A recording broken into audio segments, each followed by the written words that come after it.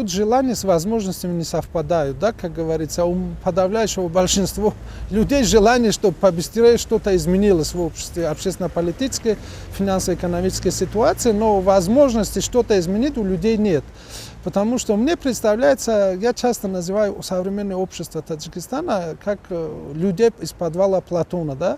Вот как у Платона писал, там взял, там, возьмем условно 10 детей, их воспитывали в подвале, привязаны к креслам, сзади поставили лампы, да, фонари и факели, вернее. Ну, вы же там факели поставили, они видели только тени друг друга, а перед ними перегородки, только голоса слышали.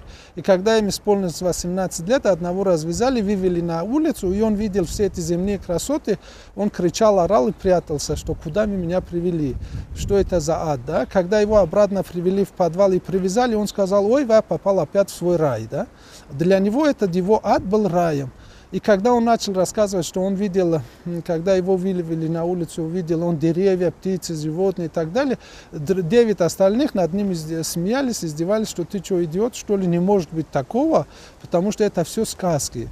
И сейчас общество Таджикистана прямо доведено вот до людей подвала Платона, да, как бы вот считают, что они живут в раю, и все прекрасно, замечательно, да.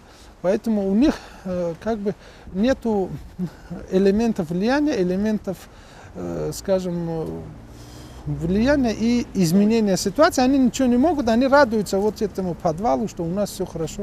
Поэтому я не думаю, что вот сейчас вот эта ситуация что-то изменит кардинально. Но, во-первых, я бы не назвал вот этих ребят, которые ушли там в Рыбинское ущелье, оппозиционерами. Потому что они это часть власти, причем часть силовых структур.